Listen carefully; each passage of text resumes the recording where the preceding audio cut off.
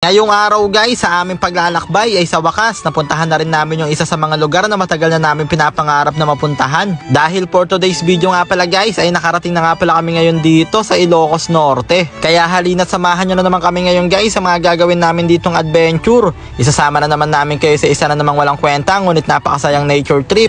Let's go! Guys, papunta na nga pala kami ngayon ng Patapat. Bali kagigising lang namin, natulog kami dito sa tabing kalsada kasi antok pa kami. Bali bumiyahe kami hanggang alas 5 ng madaling araw. Yung kakagising lang namin guys, 6:55. Natulog kami ng halos 2 oras. Tapos go na tayo ngayon guys kasi hinabol namin yung umaga para makita natin yung view dito sa Ilocos. Ayan guys, ganyan yung gano'ng kaganda.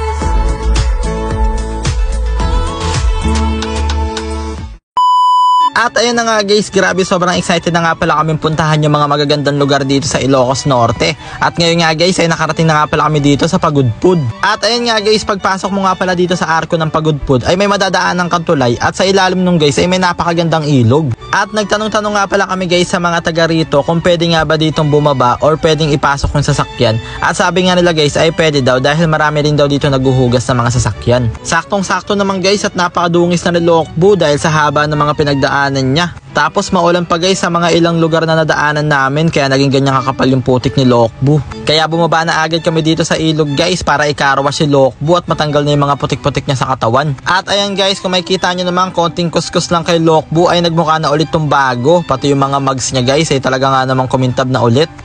Baka Lokbu yan, kaya fresh na ulit si Lokbu guys. At tignan nyo naman guys yung tanawin dito, grabe sobrang ganda ng view. Ang kagandahan pa dito guys ay libre nga pala dito. Kaya ayan, sinulit na nga pala namin dito yung paghuhugas kay Lokbu, pati yung windshield niya talagang minap na yun ni Baron, grabe. Tamang linis talaga si Baron dito guys kay Lokbu dahil simula nga pala binyahe namin to nung nag North Loop kami ay hindi pa namin to napaka-car wash. At ayan guys, habang naliligo nga pala dito si Lokbu ay tamang ligo na rin dito yung mga kasama namin. At syempre, sinamantala na nga rin pala namin yung araw guys para isampay yung mga damit namin na nabasa. At syempre, magpapahuli ba naman si Mingming kung may makita siyang ilog, dagat, sapa or kahit anong anyong tubig pa yan? Lagi niyong tatandaan na kahit saan, basta may malalango yan, ay nandyan palagi si Mingming para ikaw ay damayan.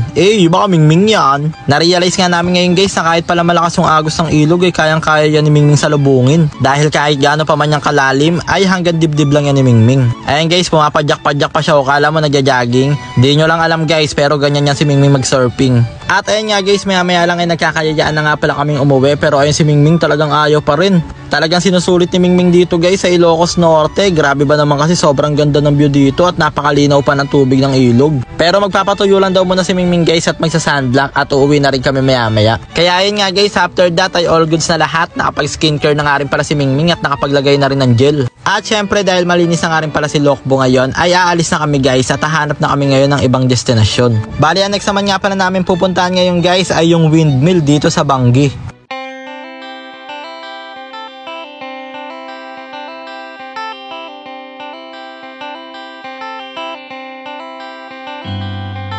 Woke up in dust and I knew what it was when the fire went up last night. Sirens turned on and the neighbors were gone. Should have left but we stayed inside. We can ration our things and make the best of it.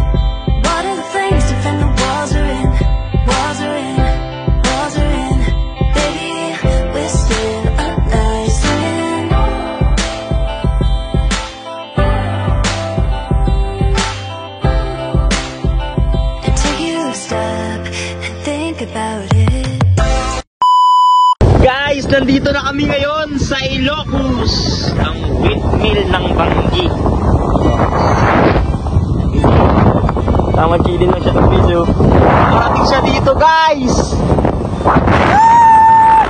At ayun nga guys, talagang proud na proud kami kay Lokbo dahil talaga nga naman kinaya niya yung mga ahon, yung mga daan na may kitid at kinaya niya nga makarating dito sa Ilocos Norte. Kaya ayan guys, sinulit na nga rin pala namin yung pagkakataon na to para humigop na mainit na kape habang pinagmamasdan yung napakagandang tanawin at talaga nga namang napakasariwang buhangin. Grabe nga yung mga windmill dito guys, kung makikita mo siya sa Facebook parang hindi siya ganun kalaki pero pag personal na, tignan nyo.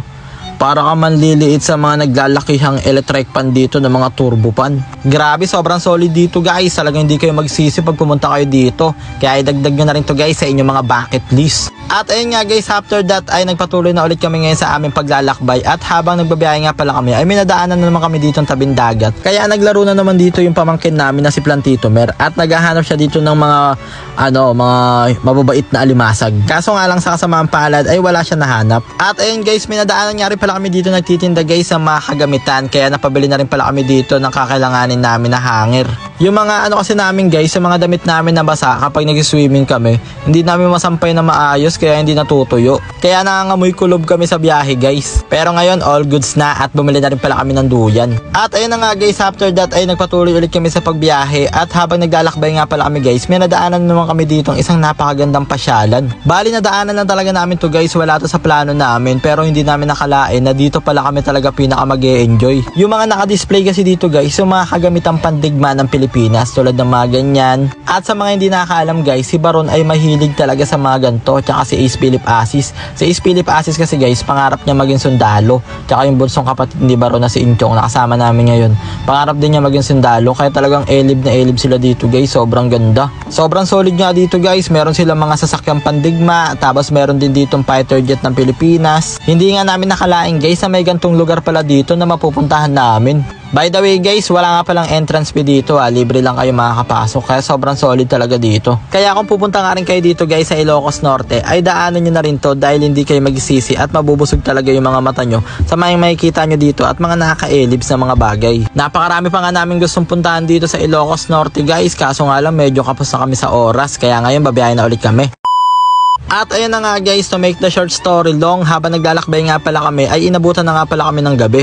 Kaya dito na nga pala kami ngayon nagpalipas ng gabi guys sa Ilocos Norte Police Provincial Office. Dito nga pala yung guys sa Pasukin Police Station. Grabe ang babait nila sir dito. Talaga nakaka-overwhelming dahil napakabait ng mga pulis dito guys at talagang i-welcome ka nila. Kaya maraming salamat nga po pala kala sir sa pagpapatuloy sa amin dito. Pinaparking nila kami dito guys. Pinag-stay nila kami dito kasi kailangan kasi namin mag-stay saglit guys kasi mag-e-edit kami ng vlog. Kaya maraming salamat po kala sir. At maya lang guys ay nagpaalam na nga pala kami kila sir dahil magpapatuloy na nga pala ulit kami ngayon guys sa aming paglalakbay. At ang aming next destination nga pala ngayong gabi ay pupunta na kami ngayon sa Bigan.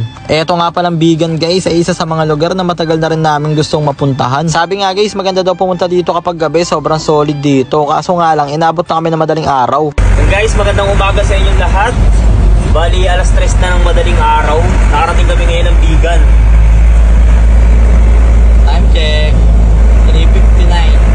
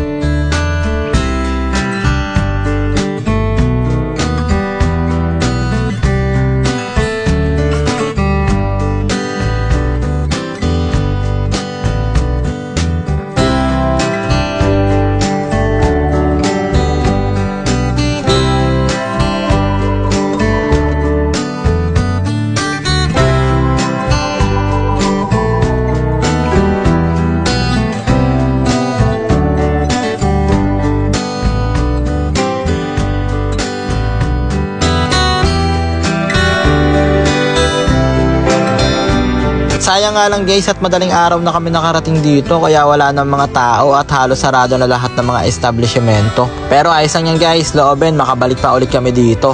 Pero ngayon guys, magpapatuloy na ulit kami ngayon sa aming paglalakbay. At dahil nasayang na naman namin yung almost 10 minutes ng buhay nyo, kaya hanggang dito na lang muna. Maraming salamat sa panonood guys, I love you all.